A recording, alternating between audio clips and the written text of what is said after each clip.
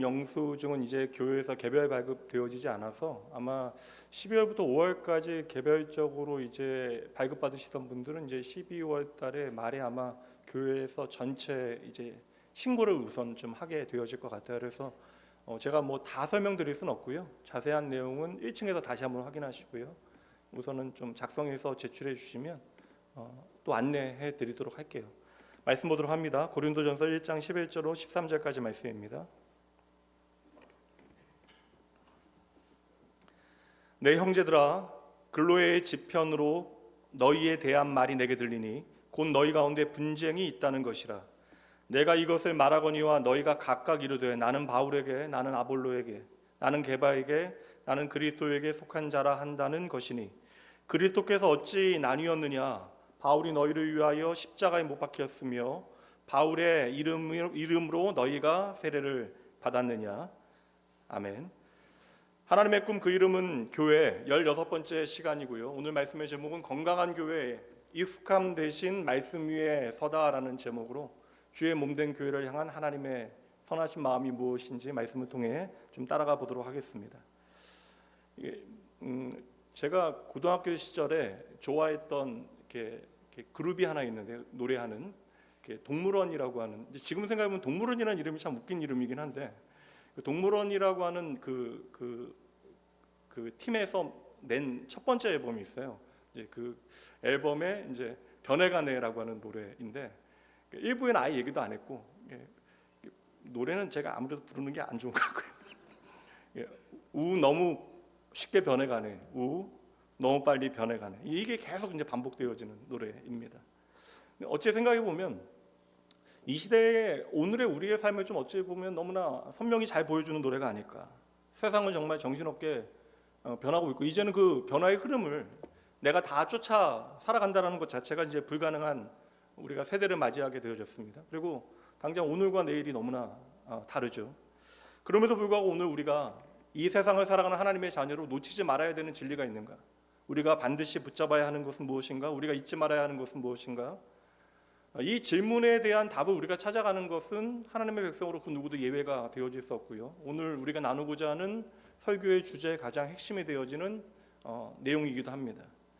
지금까지 제가 교회에 대한 설교를 4개월 동안 해왔는데, 이게 다음 주로 마무리가 되어집니다. 제가 이제 설교를 마무리하는 준비를 하고 있고, 그리고 생각해 보건대 언젠가 저도 이제 아직은 좀 젊은 나이이긴 하지만 설교를 마무리하는 때가 반드시 오게 되어질 것이고, 지금까지 설교를 해온 기간보다 이제 남은 기간이 저에게도 더 많이 남지는 않았거든요. 그러면 제가 마지막 설교를 우리 교우들과 함께 나누게 되어질 때, 이제 그렇게 낙원교회를 제가 심으를 그만둔 다음에 이제 다른 곳에서 제가 마지막 설교를 할 수도 있겠죠. 그런데 제가 만약에 마지막 설교를 하게 되어지면 어떠한 주제로 성도들과 말씀을 나눌 것인가? 그래서 저는 생각해 보건대 아마도 교회에 대한 말씀을 나누지 않을까. 하나님께서 저와 여러분을 구원하시어 하나님의 교회로 부르시고 또 하나님의 교회답게 저와 여러분들을 오늘도 만들어가고 계시는데, 그 과정 가운데 오늘도 우리가 변함없이 시대의 흐름과 상관없이 하나님을 예배하고 있는 이유, 제가 목사로 마지막 설교를 하게 되어진다면 그래서 그 교회의 이야기를 나누지 않을까.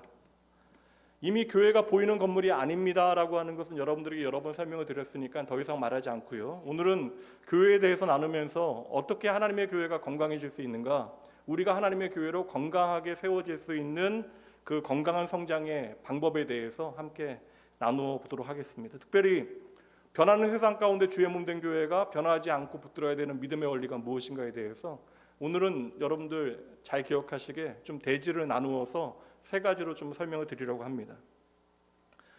우리가 인생을 살다 보면 착각하게 되어지는 것이 하나 있는데, 그것은 나이가 들어가면 사람들은 자연히 철이 들고 성숙해 간다라고 하는 생각입니다. 그런데 막상 나이가 들어간다라고 모든 사람들이 다 성숙해지는 것은 아니에요. 그러니 이 성장이라고 하는 것은 그냥 시간의 결과는 아닌 것 같습니다. 특별히 우리가 믿음의 사람들로 하나님의 몸된 교회로 부름받았는데, 날마다 변해가는 세상 가운데 저와 여러분이 세상이 당연하다 말하는 것들의 그 흐름을 따라가지 아니하고 믿음이라고 하는 안경을 쓰고 하나님의 관점으로 세상을 바라보기 시작할 때, 그때서야 우리는 비로소 하나님의 교회답게, 하나님의 백성답게 이제 자라나기 시작하는 것이죠. 출국을 얼마 남기지 않은 우리 선교사님, 교회에서 후원하는 선교사님을 이제 급히 좀 만나 뵀는데, 이제 교통편이 이제 겹치는 곳에서 좀 빨리 만나 뵈려고 하다 보니까 그곳이 이제 봉은사역이었어요. 봉은사 경내에서 만난 건 아니고요. 그 역 앞에서 있는 카페에서 만나 뵈었는데, 이제 저는 이제 9호선 타고 가면 편하니까 9호선 타고 이제 가고 있는 제 옆에 이제 교복을 입은 이렇게 어린 소녀, 이제 고등학생 정도 돼 보여요. 그런데 그 아이가 옆에 앉아 있어요. 그러니까 친구하고 전화하는데 너무 행복해 보입니다. 근데 그 시간이 아마 학교로 가는 시간 같은데, 만약에 그 시간에 늦게 학교를 가면서 그렇게 행복해 할 수 있으면 걔도 복입니다. 그게.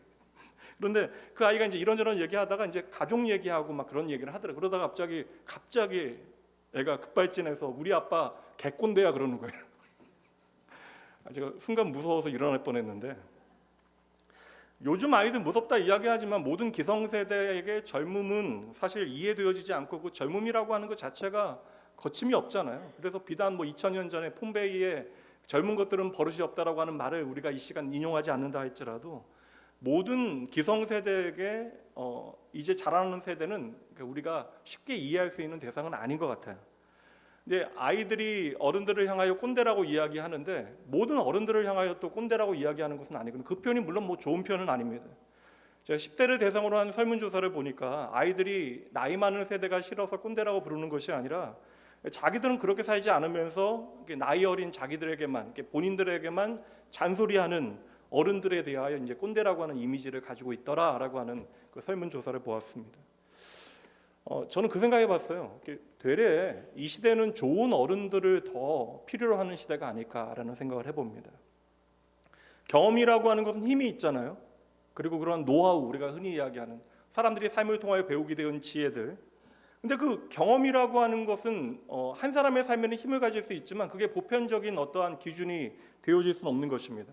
그리고 이제 한 사람의 이제 경험, 이제 각 사람의 경험들이 모여서 어떤 공통의 경험이 되어질 때 우리는 그것을 이제 공동체적인 어떠한 전통으로 받아들이게 되어지는데, 그 전통이라고 하는 것, 관습이라고 하는 것도 시대와 세대에 번치 않는 기준이 되어질 수 없다. 그래서 불과 10년 전에 우리는 당연하게 여겼던 것들을 오늘날에는 우리가 거의 잊고 지낼 수도 있는 것이죠. 이 자리에 오랫동안 운전하신 분들은 기억하실 터인데, 2000년대 초반만 해도 차 안에 반드시 있었던 책 한 권이 있습니다. 무엇이죠? 지도책이잖아요. 전국 지도책 하나씩은 반드시 있었습니다. 그 당시에 운전 잘하시는 분들은 운전 기술도 중요하지만 길을 잘 아시는 분들이 운전을 잘하시는 분들이었어요. 그래서 택시 기사 분들 같은 경우는 이제 숙련된 기사분들은 서울 시내 곳곳의 길을 잘 아시는 분들이었죠. 근데 지리를 잘 아는 것이 좋은 지혜이긴 하지만 지금은 어떠한가요? 길을 잘한다라고 하는 것이 특별한 어떠한 경험치가 되어지지 못한 시대를 맞이하게 되어졌죠. 도리어 여러분, 이게 가끔씩 보면 내가 서울 시내는 내비게이션보다 길을 더 잘한다라고 하는 분도 계시잖아요. 그분들 차 타게 되어지면 계속 이제 제가 소리 안 나게 내비게이션 켜놓으면 계속 길이 틀려요. 그래서 20분이면 갈 거리를 30분에 가고 막 그렇습니다. 그러면 나는 내비게이션보다 더 서울 길은 잘한다라고 하는 분의 차를 타게 되어지면 그때부터 벌써 머리 아프고 피곤해집니다. 문제는 여러분, 경험이라고 하는 것이 문제는 아니에요. 경험이라고 하는 것은 반드시 우리의 삶에 어떠한 경험치만큼 지혜를 담아서 우리에게 도움이 되어집니다. 그런데 그 경험이라고 하는 것을 절대적인 기준으로 만들게 되어질 때 우리는 어느새 길을 잃어버리게 되어지는 것이죠. 이것은 신앙에 있어서도 동일하게 우리가 적용할 수 있어요. 그러니까 과거에 우리가 하나님을 만났던 방식이 오늘날도 유일한 방식이 되어질 수 없다는 것이죠. 그래서 여러분, 신앙이라고 하는 것은, 모든 개혁교회는요, 그 신앙이 오늘도 새로워져야 되는데 그 신앙은 계속해서 우리의 삶의 말씀을 통해 갱신되어지고 자라나야 하는 것이죠. 그러니까 완성되어진 신앙이라고 하는 것은 한 개인에게 존재할 수 없는 것입니다. 그래서 오늘날에도 각 개인의 삶의 종교개혁은 계속해서 이루어져야 하는 것이죠. 우리가 교회의 아름다운 전통이라고 말하는 것도 마찬가지예요. 그 전통이 분명 하나님께서 그 시대에 사용하실 수 있는 방법일 수는 있으나 그것이 오늘도 반드시 쓰셔야만 하는 방법일 수는 없다라는 것이죠. 우리가 이것을 놓치게 되어지면 하나님께서 일하시는 방식보다 그 전통 자체를 우리가 우리의 우위에 놓는 실수를 범하게 되어지는 것입니다. 그래서 어떠한 아름다운 전통이라 할지라도 여러분, 그것이 우리로 하여금 믿음의 본질을 놓치게 만든다면 그 전통은 반드시 점검되어지고 고쳐져야 하는 것이죠. 우리가 교회 다니는 사람들을 흔히 기독교인이라고 이야기하고 우리는 스스로 이제 예수님을 따른다. 그러니까 우리의 삶의 정체성을 예수님을 통하여 정의하는 것이죠. 그러니까 우리의 이름이 이제 예수님의 이름을 통하여 정의되어지는 삶이 바로 그리스도인의 삶인데, 그렇다면 그리스도인이라고 하는 그 정의는 무엇을 내포하고 있어요? 내 삶에 예수님이 너무나 소중한 분이다. 그러니 그분을 배우고 그분을 닮아가는 삶을 살겠다. 그러니까 내 삶에 예수님을 배우고 닮아가는 모습이 있을 때 그 사람을 그리스도인이라고 이야기하는 거예요. 그렇다면 우리가 예수님이 어떠한 분인가를 잘 관찰해야 되는 것이고, 그분께서 우리에게 보이시는 어떠한 삶의 길이 무엇인가를 발견해야 우리가 그분을 잘 따라갈 수 있게 되어지는 것이죠. 그럼 우리가 예수님을 뭘 따라하면 건강한 좋은 그리스도인이 되어질 수 있을까? 2000년 전에 예수님의 모습을 우리가 성경 가운데 열심히 살펴서 예수님 어떤 스타일을 따라해보면 어때요? 예수님께서 입으셨던 튜닉, 그렇게 긴 그런 장옷을 입고 우리가 샌들 신고 다니면 여러분 어떻겠습니까? 그리고 오늘 우리가 대한민국 말, 영어, 일본어 그런 거 말고 우리가 히브리어하고 아람어 배워가지고 우리가 사용하면 우리가 예수님을 따라 살아가는 삶이 되어지는 거예요. 이러한 저의 이야기 자체가 되게 바보 같은 이야기이잖아요. 왜 그렇습니까? 우리가 예수님을 따른다라고 하는 것은 예수님의 삶의 양태, 그러니까 2000년 전에 갈릴리 출신의 예수님께서 팔레스틴을 살아가셨던 그 삶의 방식을 우리가 따라 살아가는 것이 아니라 예수님의 삶과 그 말씀에 담겨져 있는 당신의 선하신 뜻이 무엇인지, 그 말씀의 의미가 무엇인지를 우리가 제대로 이해하게 되어질 때 비로소 우리는 주님을 바르게 따라갈 수 있게 되어지는 것이죠. 그때 우리는 2000년이라고 하는 시간과 그 공간의 간극을 뛰어넘어서 오늘 우리의 삶의 자리에서 내가 무엇을 하여야 하는가에 대해서 제대로 배우게 되어지는 것입니다. 많은 분들이 오해하시는 분들이 계세요. 교회에 나오는 사람들과 예수님의 제자들을 다르다라고 생각하는데, 여러분, 예수님께서 구원하신 모든 하나님의 백성들은요, 그때로부터 예수를 따르는 예수의 제자가 되어지는 거예요. 그러니 교회에서 좀 열심히 봉사하는 사람들이나 아니면 일주일에 단 한 번 교회에 나오는 사람들이나 이제는 우리가 예수를 믿는 그 순간으로부터 우리는 예수님의 제자가 되어진 것이죠. 근데 우리가 성경에 보니까 예수님의 모든 제자들 보니까 그렇게 다 좋은 제자는 아니더라. 나쁜 제자도 있더라. 심지어 예수님께서 밤을 지새워 기도하시고 세우셨는데 제자들을 뽑으신 제자들이 다 우리가 보기에는 인간의 기준으로 따지면 함량 미달이잖아요. 심지어 여러분 잘 아시는 대로 자신의 스승을 3년 반 동안 따랐음에도 불구하고 자신의 신념과 다르다고 팔아넘긴 제자도 있습니다. 그럼 여러분, 나쁜 제자는 누구인가? 나쁜 제자는 결국 자기 마음대로 하는 사람 아니겠어요? 가르침에도 불구하고 그 가르침에 상관없이 자기 마음대로 살아가는 제자?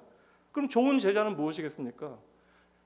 자신의 스승이 가르치는 것을 내가 제대로 듣고 이해하고 그것을 따라 살기 위하여 애쓰는 그러한 사람들, 그들이 좋은 제자가 되어지는 것이죠. 예수님의 제자들 3년 반 동안 너무나 생고생합니다. 그렇다면 여러분, 처음부터 나쁜 제자가 되겠다라고 생각하고 예수님을 따랐던 제자들이 있었을까요? 아무도 없어요. 그들은 다 좋은 제자가 되어지기를 원했겠죠. 그런데 문제는 무엇이냐면 자신들이 지금까지 살아왔던 방식, 그러니까 자신의 경험과 전통에 익숙해져서 그것들을 기준 삼고 살아가게 되어진 거예요. 그러니까 막상 내가 무언가를 선택하고 살아가는 삶의 자리에서 예수님의 말씀보다 내가 살아왔던 방식, 그 기준이 훨씬 더 중요했던 것이죠. 그래서 예수님께서는 어떻게 당신을 따를 수 있는가에 대한 가장 중요한 원칙을 우리에게 알려주십니다. 마태복음 16장 24절 함께 읽어봅니다. 이에 예수께서 제자들에게 이르시되 누구든지 나를 따라오려거든 자기를 부인하고 자기 십자가를 지고 나를 따를 것이니라. 여러분, 여러분의 인생에 예수 그리스도를 따르기를 원하시죠?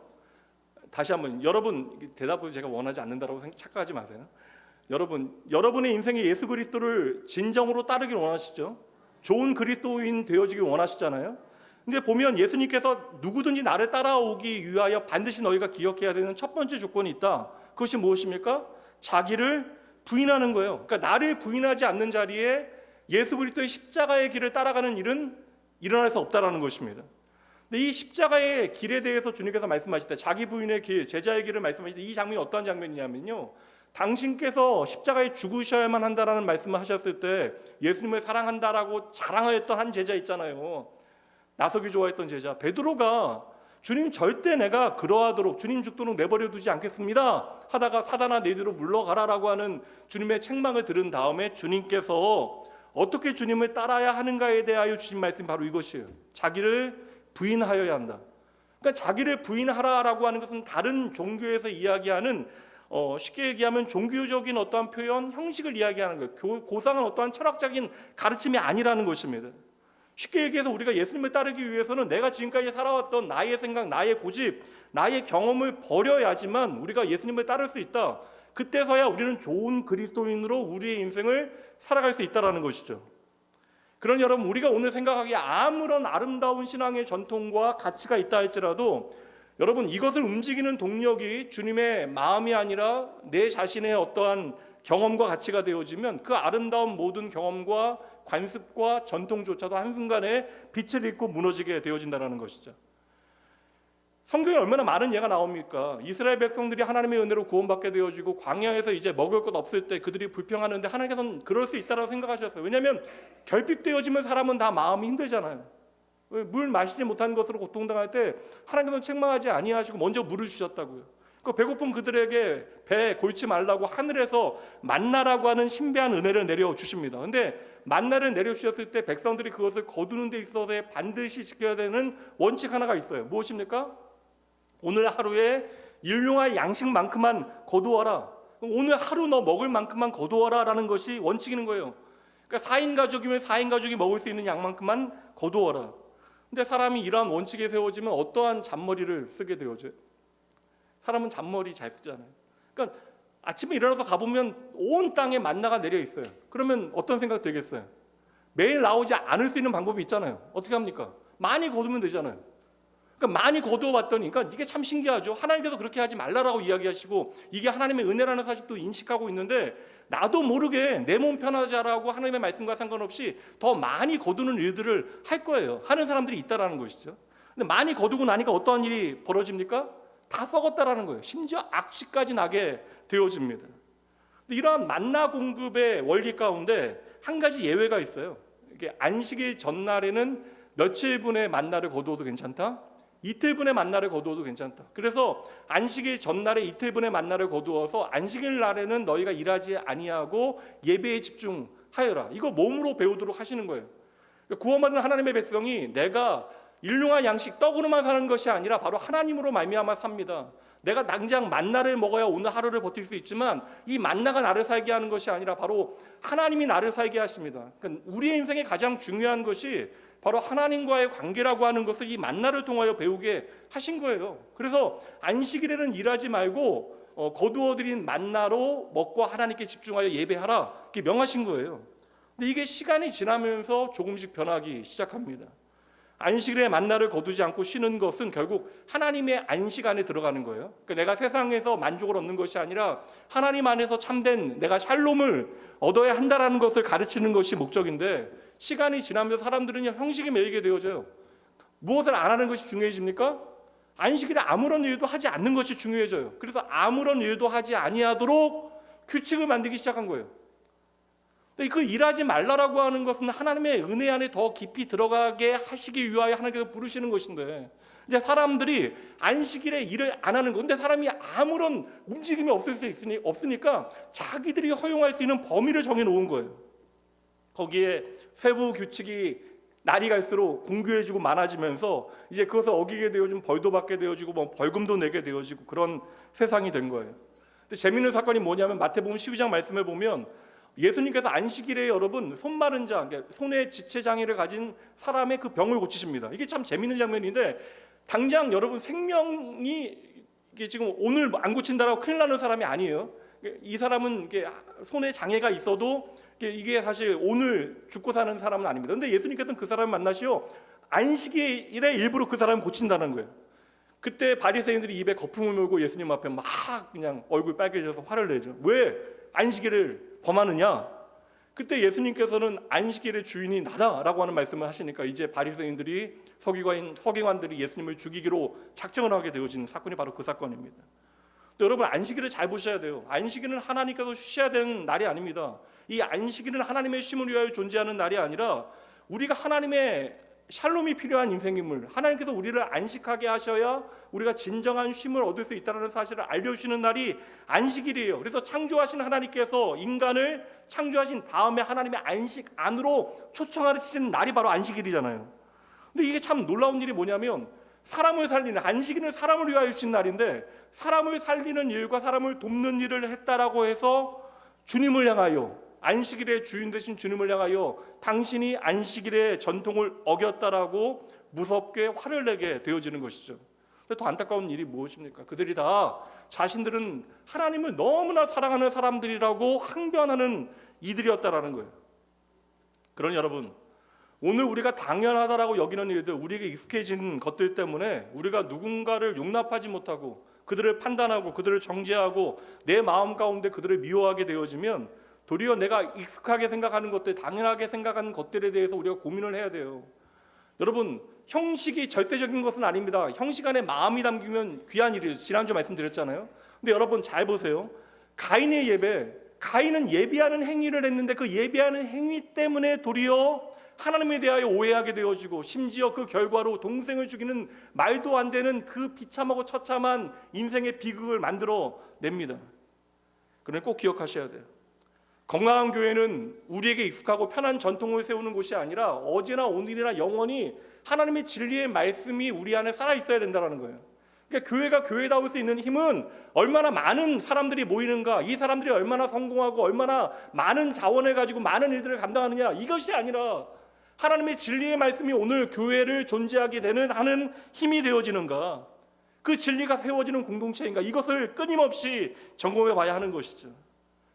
그래서 여러분, 교회는요, 아름다운 신앙의 전통을 세워가야 하지만 보이는 전통을 보존하는 것이 목적이 아니라 변함없는 하나님의 선하신 뜻을 오늘 이 자리에 살아내야 하는 공동체가 바로 교회가 되어지는 것이고, 그래서 나의 경험이나 나의 익숙함보다 하나님의 신실하심이 나타날 때 교회는 건강하게 자라나게 되어지는 것입니다.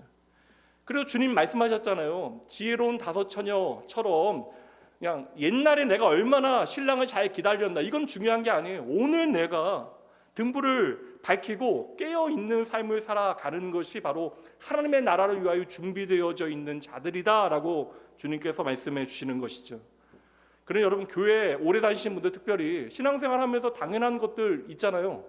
그런데 당연한 것들이 또 좋지 않은 것들도 있습니다. 어느새 예배도 익숙해지고 기도도 익숙해지고, 그래서 적당히 하게 되어지는 모습이 내 안에 있다면, 과거에 내가 잘했던 것들로 만족하고 오늘의 자리에 내가 머물러 있다면 나의 익숙함과 우리의 습관 가운데 하나님의 선하심이 오늘도 있는가를 끊임없이 물어보시고, 우리가 하나님 앞에 믿음으로 그 진리를 우리의 삶에 비추어낼 때 저와 여러분의 삶이 조금씩 예수 그리스도를 닮아가게 되어지는 것입니다.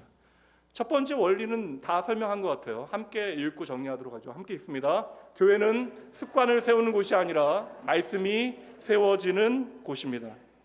두 번째, 교회가 건강하게 세워지기 위해서는 오늘 말씀을 통해서도 우리가 확인하게 되어지는데 사람에 좌우되지 않아야 합니다. 이게 뻔한 얘기잖아요. 근데 이게 교회 생활 좀 하신 분들은 아시겠지만 이거 정말 힘들고 어려운 문제예요. 그래서 교회 안에서 사람 때문에 상처받은 분들은 내가 하나님 보고 교회 다니니까 이제는 이렇게 더 이상 사람들과 내가 관계 맺거나 이렇게 얽히고 설키고 하는 일들 안 하겠다 하는 분들 계시거든요. 이게 사실 교회 안에서 가장 우리를 힘들게 하는 문제 가운데 하나가 바로 사람입니다. 오늘 본문의 말씀이 고린도전서인데 고린도 교회 사람들이요, 이렇게 문제가 있던 건 아니에요. 이게 교회를 향한 핍박이 시작되어지기 전이기 때문에 교회가 성장합니다. 그 지역에서 돈 많은 사람들이 교회 안에 많이 들어오게 되어지고 또 많은 자원으로 뭐 좋은 일들을 많이 감당하게 되어지고. 근데 문제는 무엇이냐면 시간이 지나면 지날수록 교회 안에 다투는 일들이 많은 거예요. 오늘 본문의 말씀을 보면 아예 대놓고 분쟁, 싸우는 일이 교회 안에 많아진 것입니다. 근데 이게 심각한 게 뭐냐면 교묘하게 싸우는 일들이 많아요. 편나누어 싸우는 일들이 생겨나기 시작합니다. 그러니까 교회 안에 싸우는 일들이 얼마나 심각해졌으면 여러분, 교회를 세우고 떠나갔던 바울 사도가 3차 전도 여행 중에 에베소 지역에서 사역이 너무나 많아요. 날마다 사역이 계속되어지고 있는데 일부러 급히 고린도 교회를 위하여 편지를 써서 보낸 내용이 오늘 본문의 내용입니다. 오늘 편지의 내용에 보면 교우 여러분들이 나는 바울에게, 나는 아볼로에게, 나는 게바에게, 나는 그리스도에게 속한 자라 말하며 다툰다는 이야기를 들었습니다. 무슨 얘기냐면 나는 바울 목사님을 통해서 복음을 배웠다. 나는 아볼로 목사님을 통해서 복음을 배웠다. 나는 베드로에게 복음을 배웠다. 근데 그러한 직접적인 연관이 없는 사람들은 나는 아예 그리스도에게 복음을 배웠다. 그렇게 이야기하면서 귀히 주의 몸된 교회를 세워가는 것이 아니라 도리어 다투는 일들이 교회 안에 벌어졌음을 제가 들었습니다. 이 자리에 나와 있는 사람들 가운데 교회의 주인이 예수 그리스도이심을 모르는 사람들이 누가 있겠어요?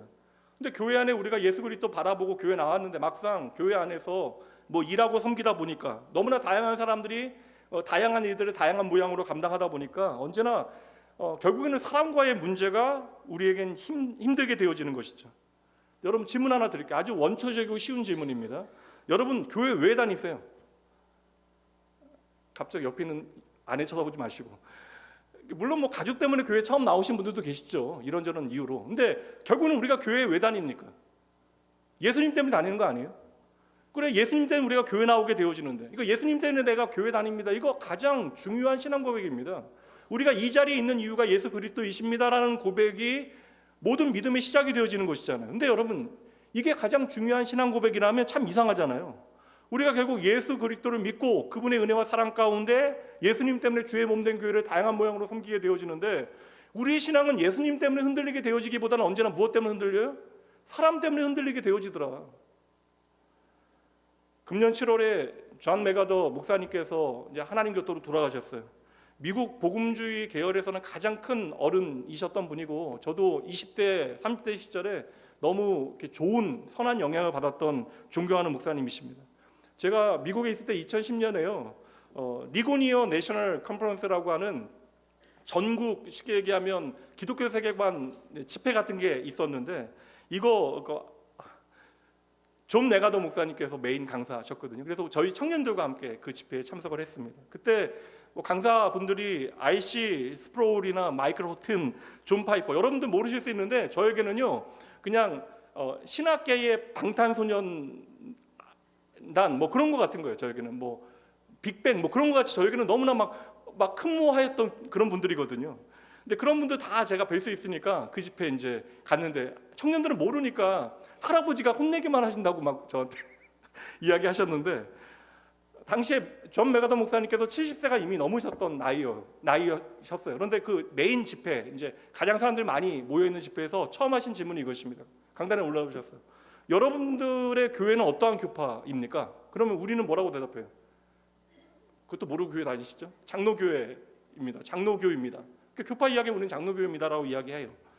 근데 그 수많은 회중들에게 다양한 사람들이 모여 있으니까 그 질문을 하게 되어지니까 사람들이 뭐 웅성웅성 뭐 이야기를 하더라고요. 목사님은 남침내교 목사님 목회자입니다. 그러니까 회중이 이제 조금 이제 이야기하는 것들이 이제 조용해진 다음에 목사님께서 다음 질문을 이으셨는데, 좋습니다. 그럼 오늘 여러분들이 이 자리에 모여 있는 것은 누구 때문입니까? 근데 그때 수많은 사람들이 각자 자기의 교파를 이야기했던 수많은 사람들이 동일하게 대답을 했어요. Jesus Christ. 근데 저는 그 소리가 한꺼번에 나오는 게 누가 맞힌 게 아니거든요. 근데 그 순간 전율이 그냥 온몸의 전율이 그냥 올라왔습니다. 여러분, 적어도 우리가 이 자리에 왜 모여 있는가에 대해서는 여러분 놓치지 마셔야 돼요. 우리가 어떠한 인생을 살아가건 간에 내가 누구인가를 잊지 않게 되어질 때, 우리는 더 이상 우리가 생각하는 우리의 어떠한 관습이나 내가 익숙한 어떠한 습관이 아니라, 전통이 아니라 하나님의 말씀이 나를 오늘도 붙들고 나를 인도하고 계시다는 사실을 확신하게 되어지는 것이죠. 교회 오래 다녀서 더 이상 하나님의 말씀이 나에게 새롭지 않다. 이거 얼마나 여러분 위험한 이야기예요. 하나님의 은혜가, 하나님의 사랑이 더 이상 나에게 실체감 있게 와닿지 않는다. 더 이상 예배 가운데 하나님을 향한 간절함과 나의 감격이 표현되어지지 않는다. 제가 설교자로 강단을 설교하면서 또한 위임 목사로 주의 몸된 교회를 책임져야 되는, 담임 목회자로 책임져야 되는 그런 직책에서 제 마음속에 언제나 동일하게 많은 고민들이 있는데, 그 고민들이 결국 귀결하게 되어지는 마지막 질문이 있어요. 과연 이 교회가 하나님의 뜻이 온전히 드러나 보이고 있는가? 하나님이 우리를 통하여 나타나고 있는가? 이게 여러분 우리에게 가장 중요한 질문 아닙니까?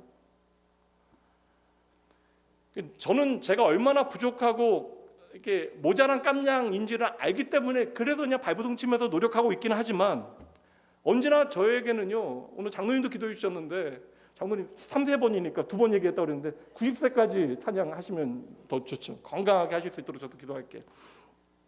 무슨 얘기죠 갑자기? 그러니까 제가 설교자에 대한 부담이 너무나 많아요. 그러니까 좋은 설교자, 하나님 앞에 정직한 설교자가 되어지는 것에 대한 그런 많은 부담이 있습니다. 두려움이 있습니다. 근데 제가 그러니까 정말 두려운 게 뭐냐면요.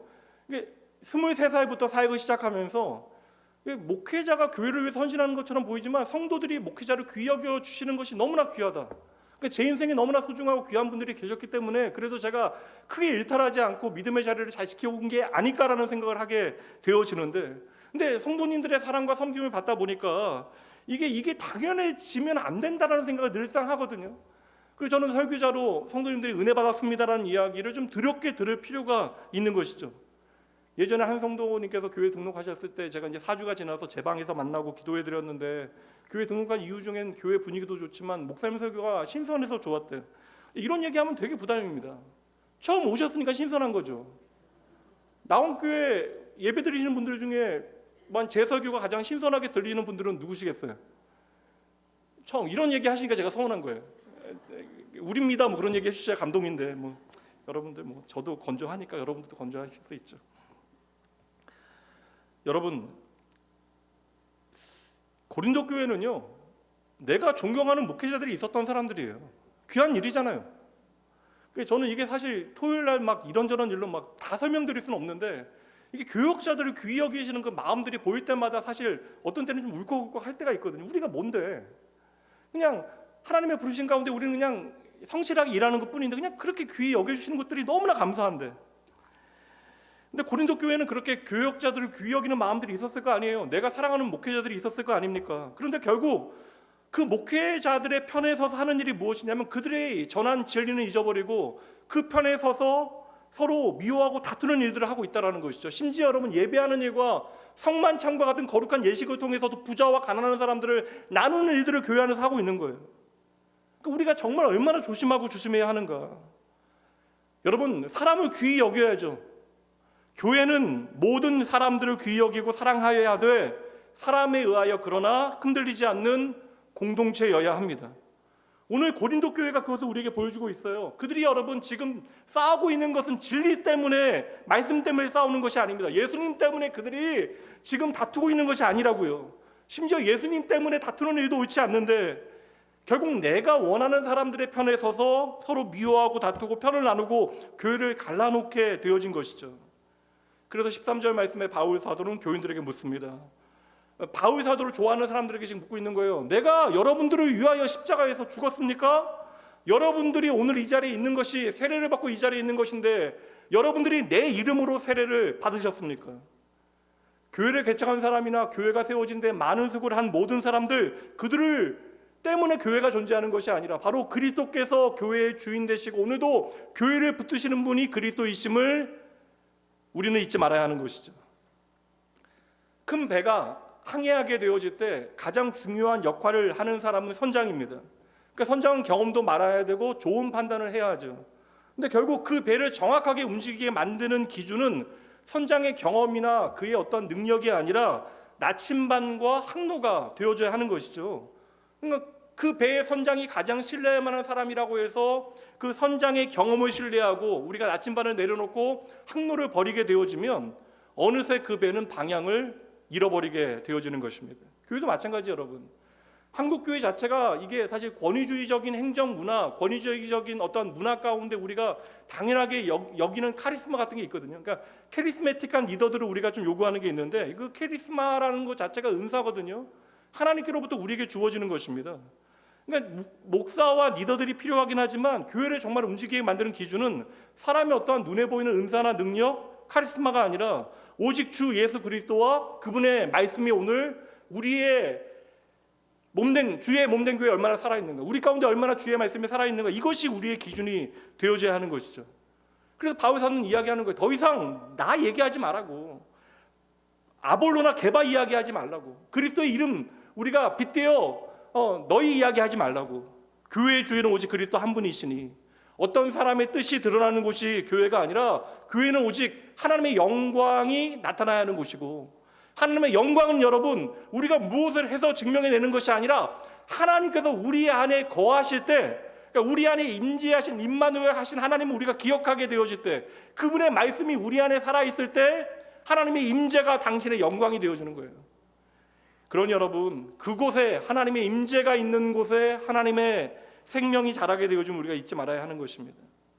IT 캔들이라고 하는 목회자가 성령론에서 유명한 분이시거든요. 그분이 이제 내일의 기름 부음이라고 하는 책을 썼어요. 근데 그 책의 한 장은 제가 받아들일 수 없는 내용이고, 그 나머지 모든 내용에 보면 좀 통찰력이 있어요. 성령 하나님에 대한 아주 깊은 통찰을 우리에게 보여줍니다. 근데 그 책에 한 구절이 있어요.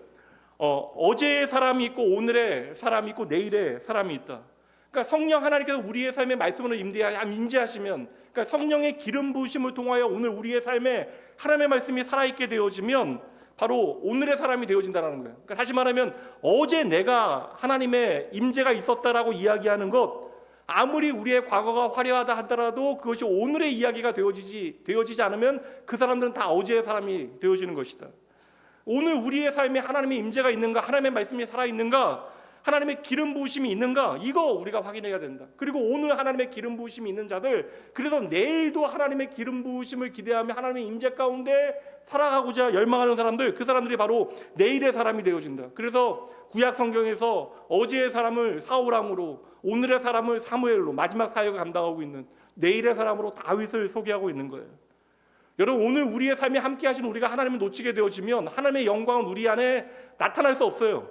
그렇게 하나님의 영광이 떠나게 되어지면 하나님께서는 그 사람을 사용하고 싶으셔도 사용하실 수 없다는 거예요.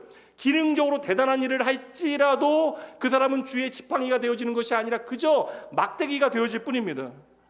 하나님이 오늘 나와 함께하지 아니하시고 내가 오늘 하나님께서 말씀하시는 자리에 제대로 서 있지 않으면 우리의 과거에 얼마나 하나님께서 나를 통하여 일하셨다 한들 결국 우리는 다 어제의 사람이 되어지는 것이죠. 과거에 은혜 받았던 간증이 있잖아요. 과거에 여러분도 헌신했던 기억들 가지고 계시잖아요. 우리의 삶에 열정적으로 하나님을 섬겼던 시간이 있다 할지라도 하나님과의 현재 관계가 멈춰져 있으면 우리의 신앙은 어느새 빛바랜 추억으로 남게 되어지는 것이죠. 그러니 여러분, 중요한 것은 오늘 내가 과연 하나님과 동행하고 있는가, 오늘 내가 하나님의 말씀에 따라 순종하는 삶의 이야기가 없으면 아무리 우리의 삶에 자원이 많고 능력이 많다 할지라도, 아무리 사람들이 우리를 향하여 박수치고 몰려든다 할지라도 하나님은 그 사람을 통하여 당신의 영광을 나타내실 수 없습니다.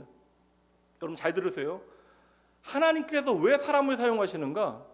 하나님께서 사람을 사용하시는 것은 하나님의, 그러니까 세상의 효율로 따지면 가장 비효율적인 선택이잖아요. 당신께서 홀로 일하셔야 되는데 왜 하나님께서는 사람을 통하여 당신의 일을 하셨을까? 그래서 하나님은 오래 참으셔야 되는 거예요.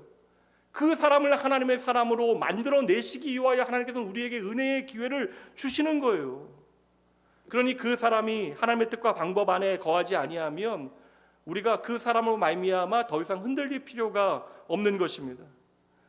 하나님의 일을 위하여 사람이 필요하긴 하지만 하나님께서는 그 사람에 의존하는 분이 아니심을 우리가 기억해야 돼요.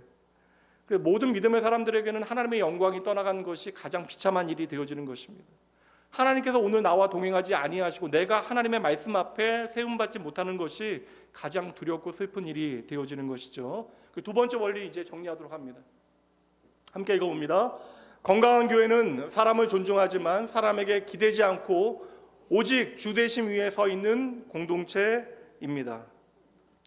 교회가 건강한 교회로 자라나기 위해서는 세 번째 원리는요, 돈에 의하여 움직이지 않아야 됩니다.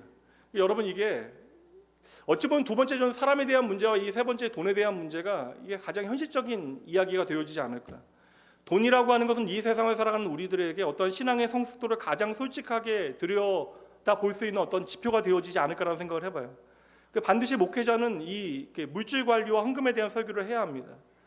하나님께서 돈을 좋아하셔서 돈을 모금하기 위해서 목회자가 헌금에 대한 설교를 하는 것이 아니라 하나님께서 맡기신 것을 우리가 잘 관리해야 되는 청직인 저와 여러분이 너무나 돈을 사랑하기 때문에 우리는 끊임없이 하나님의 가르침을 받아야 하는 것이죠. 그래서 주님께서는 이 돈 문제에 대해서는 애둘러 이야기하지 않으세요. 주님의 가르침 바로 보도록 합니다. 마태복음 6장 24절, 제가 앞부분 읽을게요. 한 사람이 두 주인을 섬기지 못할 것이니 혹 이를 미워하고 저를 사랑하거나 혹 이를 중히 여기고 저를 경히 여김이라. 함께 있습니다. 너희가 하나님과 재물을 겸하여 섬기지 못하느니라. 무슨 말씀이에요? 양자택일을 하라는 거예요. 돈이냐 하나님이냐? 그 예수님의 말씀이 너무나 직접적이잖아요. 돈이냐 하나님이냐 너희는 선택하라. 이거 너무나 분명해서 우리가 피할 수 없는 질문입니다. 근데 이 말씀이 어떠한 말씀이냐면 산상설교거든요. 그러니까 우리가 하나님의 백성이지만 이 땅을 살아가게 되어질 때 하나님의 나라를 향하여 걸어가는 우리의 인생의 여정 가운데 우리가 어떻게 우리 인생을 살아가야 하는가? 예수님께서 하나하나 풀어서 말씀해 주시는 거예요. 근데 이 돈에 대한 말씀을 한 번 더 하세요. 마태복음 6장 21절입니다. 이 말씀도 함께 읽어보죠. 내 보물 있는 그곳에는 내 마음도 있다. 그래서 여러분, 야 돈이 무슨 죄냐? 근데 여러분 돈이라고 하는 건 그 자체로 가치 중립적일 수 없어요. 돈에는 이미 가치와 의미가 담기게 되어집니다. 돈을 사용하는 우리의 가치와 우리의 삶의 의미가 그 안에 드러나게 되어지기 때문에 말씀드린 대로 돈만큼 우리의 신앙의 성숙도를 선명히 보여주는 것이 없는 것이죠. 이게 주의 몸된 교회도 동일합니다. 이게 교회 안에서 일을 하다 보면 물론 많은 것들이 필요하지만 결정적으로 사실 돈이 사용이 되어지는 부분들이 많이 있거든요. 근데 우리가 주의 몸된 교회에서 일을 하게 되어질 때 언제나 확인해야 되는 질문은 돈이 얼마나 많이 드냐. 이게 첫 번째 질문이 되어지면 안 됩니다. 그러니까 드려지는 헌금이 건강하고 바르게 사용되어질 수 있도록 우리가 점검하는 일은 반드시 필요하지만 교회가 여러분 돈이 얼마나 드느냐로 이 일을 할까 말까를 결정하게 되어지면 건강한 교회는 아닌 것이죠. 교회의 통장에 예비비가 얼마나 남아있는가로 우리가 만족해서도 안 됩니다. 그런 의미에서는 우리는 예비비가 거의 없으니까요. 그럼 우리가 해야 되는 질문은 단 한 가지예요. 결국 이것으로 점검해야 됩니다. 이 일을 과연 하나님께서 기뻐하실까? 하나님께서 좋아하실까? 이 일 하나님께서 원하시는 일이실까? 이 기준을 가지고 우리에게 주어진 자원을 어떻게 내가 효과적으로 지혜롭게 사용할까? 이것이 여러분 맡은 자들이 해야 되는, 청지기들이 감당해야 되는 몫이 되어지는 것이죠. 그러니까 하나님께서 기뻐하시는 일이 무엇인가에 대해서 우리가 정해놓고 그를 위해 고민하는 일이 우리가 해야 되는 일이 아니겠습니까? 이것이 우리의 현신의 영역이 되어지는 것이죠. 그래서 여러분 중요한 것은 우리가 돈에 대한 소유권을 나의 것으로 우리가 주장하지 아니하고, 가끔씩은 여러분 헌금 드리면서도 이거 내 것을 드린다라고 생각하시는 분들이 계세요. 그러면 그 순간 그 헌금은 돈이 되어지는 것입니다. 우리가 돈에 대한 소유권을 주장하지 아니하고 하나님께서 기뻐하시는 일을 기준으로 선택하게 되어지면 우리가 흔들리는 시간들이 많겠죠. 그럼에도 불구하고 우리는 다시 일어날 수 있는 분명한 기준을 우리의 발 아래에 두게 되어질 것입니다. 신앙생활하면서 결국 많이 넘어지는 문제가 여러분 사람 문제이고 돈 문제예요. 그럼 목사님은 어떻습니까? 이제 50대가 되어진 저도 솔직히 말씀드리면 여전히 어려워요. 돈 문제에 있어서는 늘 조심스럽고 늘 두려운 마음이 있습니다. 그리고 이런저런 생각하다 보면 물질 관리를 제대로 해야 한다라고 하는 분명한 원칙이 있음에도 불구하고 저도 먼 훗날 장래에 대한 걱정이 어느 순간 불현듯 찾아오게 되어지는 순간들이 있어요. 그러니 여러분 이 돈에 대한 문제는 신앙에 있어서 너무나 우리에겐 중요한 문제이다. 이것에 대한 바른 기준을 잡는 것이 너무나 중요하다. 제가 미국에 공부하러 가기 전에 섬겼던 청년부가 있어요. 3년 동안 섬기면서 그냥 그때는 이제 30대 초반이었기 때문에 정말 몸으로 열심히 좀 뛰었습니다. 그러니까 부족해도 하나님께 은혜 주셔서 청년부가 많이 성경을 했는데 그때 제가 솔직히 말씀드리면 여러분 아이들에게 11조 헌금 설교 한 적이 거의 없어요. 한 2년 정도. 왜냐하면 아이들이 너무나 힘든 건 너무나 알고 있기 때문에, 그때 IMF 끝나고 아이들 너무나 힘들 때였기 때문에 아이들에게 그런 얘기 하기에는 제가 너무나 좀 미안한 마음이 있었어요. 게다가 지방에서 올라온 아이들이 있었는데 그 아이들 정말 그냥 하루하루 버티는 것이 너무나 힘겨워 그냥 밥 굶는 아이들도 있고, 그래서 교회에서 밥 주면 그것으로 감사하는 아이들도 있었기 때문에, 그래서 제가 이 아이들에게 헌금까지 얘기하는 것은 너무나 가혹하다. 그래서 제가 아이들에게 상처 주지 않는 설교, 부담 주지 않는 설교, 격려되어지고 좋은 말하는 설교를 많이 했던 것 같아요. 특히 제가 좀 그 아이들에게 좀 피했던 얘기는 11조 설교였습니다. 왜냐하면 교회 처음 나온 아이들 많았는데 결국 돈 얘기하는구나 라고 생각할까 봐, 아이들이 그렇다고 생각하는 게 아닌데 제가 그럴까 봐 이제 그 헌금 설교를 못 했던 것 같아요. 그러다가 이제 제가 구약 성경 이제 선지서 아이들과 성경 공부하면서 깊이 제가 반성을 했습니다. 헌금은 돈 이야기가 아닌데 목회자인 제가 헌금을 돈 이야기로 바꾸어 버린 거예요. 헌금은 결국 내 인생의 주인이 누구인가, 오늘 내가 의지해야 하는 분이 누구인가에 대해서 내가 가장 구체적인 삶의 자리에서 나를 돌아볼 수 있는 기준이 되어져야 하는데, 그 가장 중요한 가치 기준을 가르쳐야 되는 말씀 사역자인 제가 그 일을요 미뤄둔 거예요. 내가 오늘 안 하면 나중에 누군가 하겠지라는 생각으로 아이들은 결국 나아지겠다라는 생각으로 제가 미뤄두고 있었던 것입니다. 그럼 제가 얼마나 나쁜 목회자예요. 결국 젊음의 시기에 우리의 인생을 붙잡는 것이 하나님이라는 사실을 끊임없이 그들의 삶에 훈련하도록 도와주지 아니하면 결국 그 아이들은 돈이 주인이 되어지는 삶을 살아갈 것 아닙니까? 하나님의 백성들 너무나 사랑해서 백성들이 그렇게 미워하는 이야기까지 했던 선지자들에 비추면 저는 아이들에게 좋은 사람이 되어졌는지는 몰라도 좋은 목회자는 아니었던 것 같아요. 하나님께서 그 아이들을 돌보셨으니까 다행이죠. 그래서 그 이후로부터 제가 고민했던 것은 11조 헌금을 아이들에게 힘들게 하려고 하는 요구가 아니라는 사실을 저 안에 계속해서 일깨우고 아이들에게 바른 신앙의 울타리를 세워주는 일에 대해서 지혜롭게 제가 말씀을 정직하게 전하기 위해서 애를 썼습니다. 여러분, 헌금은요 눈에 보이는 조직교회를 운영하기 위한 그러한 제도가 아닙니다. 헌금은 내 인생의 주인이 바로 하나님이심을 내가 깨닫고 그 하나님 안에서 내가 살아가고자 하는 그 믿음의 고백이 되어줘야 하는 것이죠. 하나님은 여러분의 돈을 탐내는 분이 아니십니다. 하나님께서 오늘 저와 여러분에게 원하시는 것은 여러분의 인생의 주인의 자리, 여러분의 마음의 주인의 자리를 주님께서는 원하시는 거예요. 근데 결국 우리 인생의 가장 구체적인 문제들은 다 돈과 연결되어 벌어지거든요. 그러니 하나님께서는 우리에게 요구하시는 것입니다. 오늘 너의 인생을 책임지는 것이 돈이냐 아니면 나이냐? 이거 여러분 나이 들어가고 우리의 살림살이가 좋아질수록 더 어려운 문제 되어질 거예요. 왜냐하면 우리가 의지할 것들이 조금씩 더 많아지기 때문에 그러한 것입니다. 그러나 여러분 돈에 의하여 움직이는 신앙은 결코 자라날 수 없는 거예요. 도리어 이 돈을 하나님의 가치와 그 신앙의 기준에 따라 우리가 사용하게 되어질 때 그때 우리의 신앙은 건강하게 자라나기 시작하는 것이죠. 이제 말씀을 좀 정리하도록 할게요. 이제 3일 후에는 성탄입니다. 성탄은 예수님 생일이니까 너희도 더 바쳐라. 내 생일 선물로 너는 무엇을 준비했냐? 이게 아니잖아요, 여러분.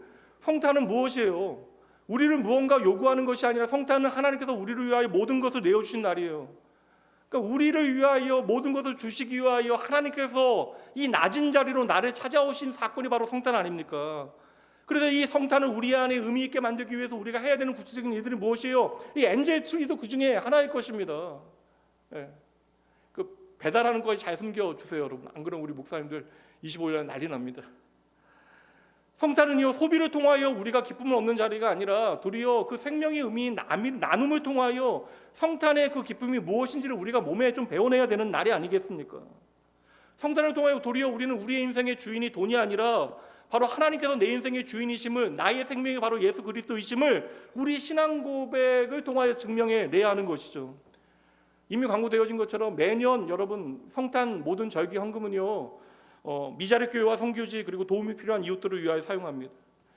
하나님께서 우리를 위하여 가장 아낌없이 무언가를 주신 그러한 성탄, 한 해를 마무리하면서 교회 예산은 항상 0이 되어지기 때문에 마지막 많은 일들이 있으면 때로는 그 성탄 헌금의 일부를 다른 곳에 사용하는 것이 유용하게 여겨지는 순간들이 있습니다. 숫자를 언제나 보게 되어지니까. 그럼에도 불구하고 우리가 교회가 설립되어지면서 이 성탄이라고 하는 것에 담겨져 있는 가장 분명한 의미를 이 교회 그리고 성도들의 삶에 비추기 위하여 이 모든 헌금을 우리가 함께 나누는 일에 사용을 하고 있는 것이죠.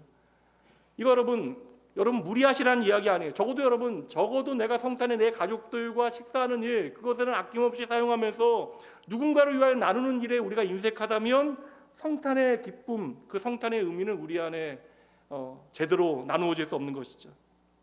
여러분, 우리의 감당하는 작은 부담은요 한 교회를 숨쉬게 하는 숨이 되어질 수 있고 누군가에게는 이 겨울을 이겨내게 만드는 위로가 되어질 수 있고 어떠한 선교지에는 하나님께서 여전히 내 사역의 자리에 함께 하신다는 사실을 내가 기억하지도 못했던 교회를 통하여 하나님께서 돌보시는 은혜를 경험하게 하는 시간이 되어질 수도 있습니다.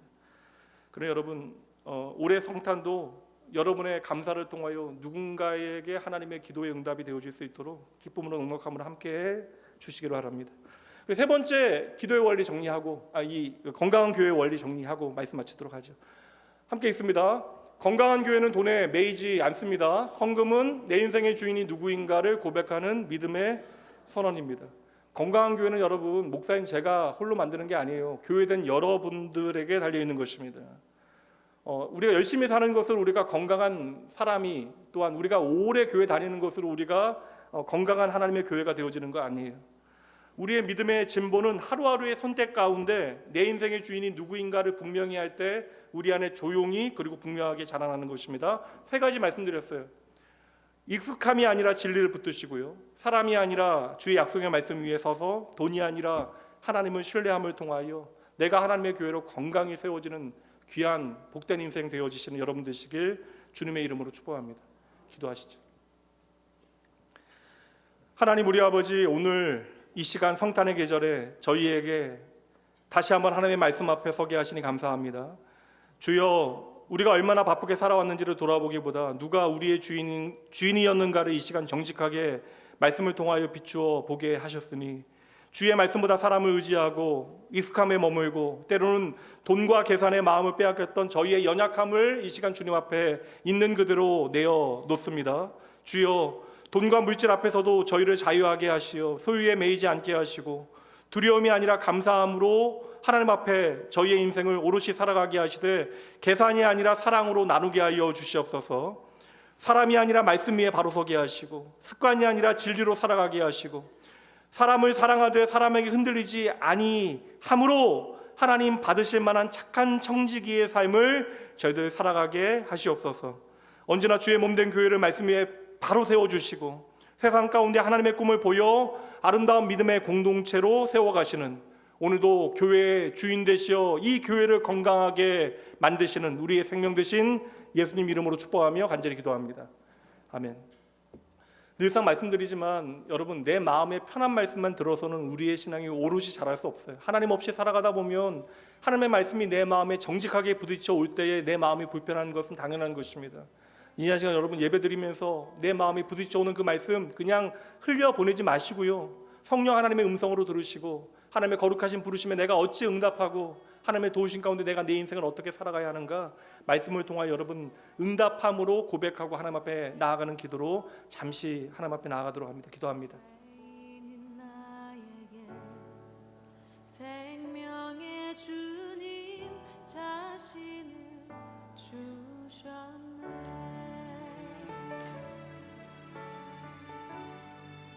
계절은 흐르고 꽃은 피우죠. 시들지 않은 아버지의 사랑, 우리의 마음을 주님 앞에 내놓습니다. 하나님 아버지, 우리의 주님 아버지, 오늘도 주의 몸된 교회를 이루시옵소서. 하나님, 주의 한 해를 마무리해야 되는 아버지 2025년 아버지, 우리의 삶의 주인이 아버지 무엇이었는가를 정직하게 아버지 돌아보게 하시옵소서. 아버지, 내 삶을 주의 말씀 앞에 비추어 아버지 정직하게 아버지 계속으로 주의 역사하여 주시옵소서. 하나님 아버지, 주 앞에 우리의 삶에 새로운 일을 행하시는 주의 아버지,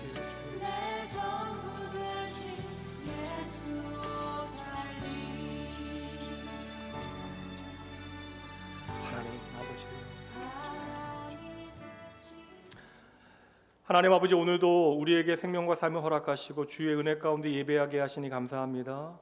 이 시간 정성으로 올려드리는 이 모든 헌금이 저희들의 만족과 자랑으로 끝나는 것이 아니라 결국 우리의 삶의 모든 것이 하나님께로부터 나에게 주어진 은혜임을 기억하고 이 시간 주님께 온전히 돌려드리는 믿음의 봉헌되게 하여 주시옵소서.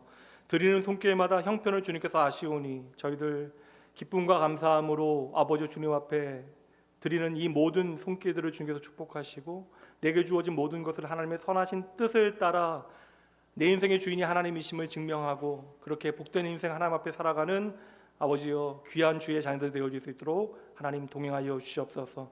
이 헌금이 주의 뜻 가운데 오롯이 사용되어 이웃과 아버지여 교회를 살리고 복음이 필요한 곳에 흘러가 하나님의 나라를 이루는 도구 되게 하여 주시옵소서. 우리의 삶 전체를 주님께 올려드리며 우리를 구원하시고 인도하시는 우리 주 예수 그리스도 이름으로 축복하며 간절히 기도합니다. 이제는 우리를 건강한 교회로 세심히 세워가시는 우리 주 예수 그리스도의 크신 은혜와 우리를 사랑하는 자녀라 부르시며 끝까지 그 품에 품으시는 아버지 하나님의 깊은 사랑하심과 오늘도 말씀으로 우리를 이끄시고 삶의 자리에서 조용히 우리와 동행하여 주시는 성령 하나님의 함께하심이 사람이 아니라 주님을 주인으로 모시고 익숙함이 아니라 말씀 위에 서서 돈과 두려움이 아니라 감사와 순종함으로 하루하루 하나님 앞에 복된 인생 살아가기로 다짐하는 모든 사랑하는 낙원의 교우들을 위해, 그리고 그 가정과 자녀 위해, 흔들리는 마음과 지친 삶의 자리 위에 이제 새로운 출발 앞에 서 있는 귀한 젊음과 더불어 가정에 허락하신 귀한 하늘의 선물, 그리고 하나님의 은혜 가운데 회복되어질 주의 자녀들을 위해 지금으로부터 영원까지 함께 있을지어다. 아멘.